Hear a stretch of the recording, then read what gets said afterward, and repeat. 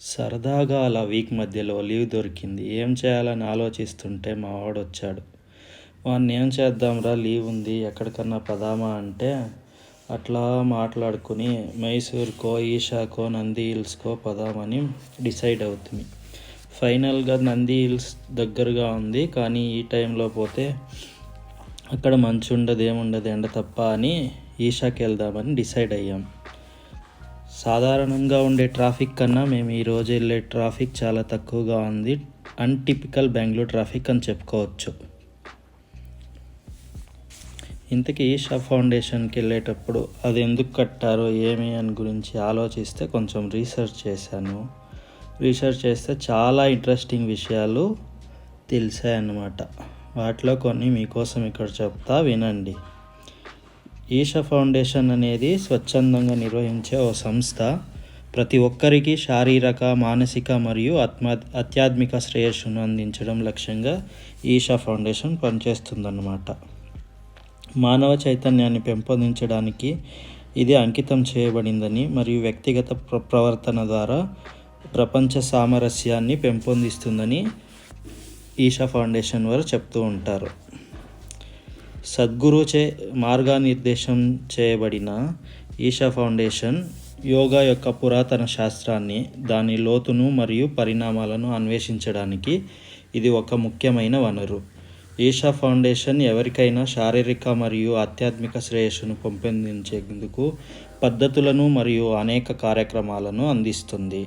ఈ కార్యక్రమంలో పాల్గొనేవారు తమ జీవితాన్ని, అనుభవాన్ని మరింత పెంపొందించుకోవడానికి మరియు వారి అంతిమ సామరస్యాన్ని చేరుకోవడానికి అనుమతిస్తుంది.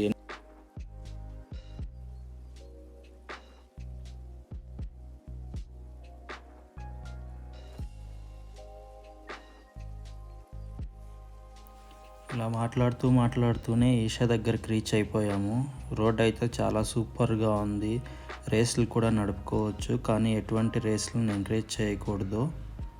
కొండల మధ్య వ్యూస్ అయితే చాలా బాగున్నాయి. క్లియర్ స్కై కనపడుతుంది. ఈరోజు వెదర్ కూడా చాలా కూల్గా ఉంది, ఎండ లేదు.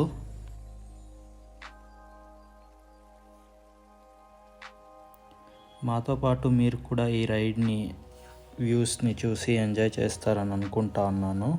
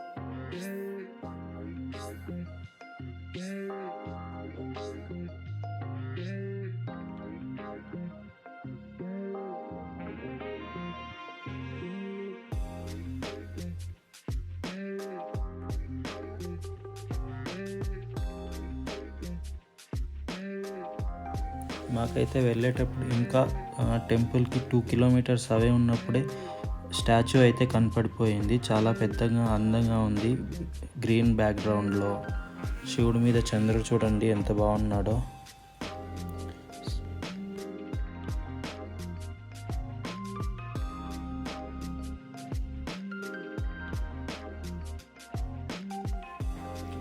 ఎంట్రన్స్లో కొన్ని షాప్స్ ఉన్నాయి. అక్కడ పిల్లలకి టాయ్స్, ఆదియోగి స్టాచ్యూస్ ఇవన్నీ కొనుక్కోవచ్చు.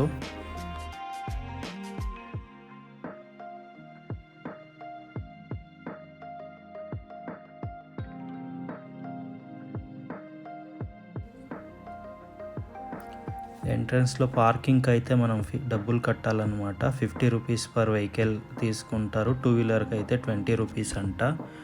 పార్క్ చేసి మళ్ళీ మనం టెంపుల్ లోపలికి వెళ్ళిపోవచ్చు. పార్కింగ్ ప్లేస్ అయితే చాలా పెద్దగా ఉంది. మనం ఎక్కడైనా పార్క్ చేసుకోవచ్చు. ఇదే మెయిన్ ఎంట్రన్స్.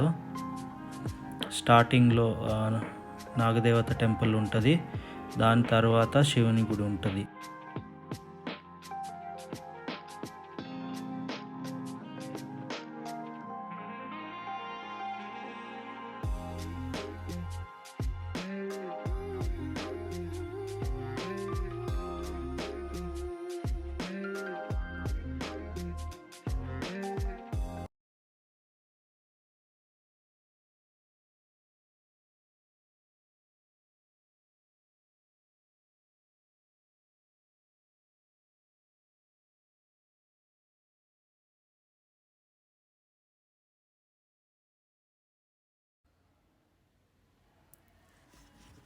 టెంపుల్లోకి ఎంటర్ అయిన వెంటనే చాలా పాజిటివ్స్ వైబ్ లాగా పాజిటివ్ ఎనర్జీ వస్తుంది. చాలా పీస్ఫుల్గా మైండ్ రిలాక్స్గా ఉంటుంది.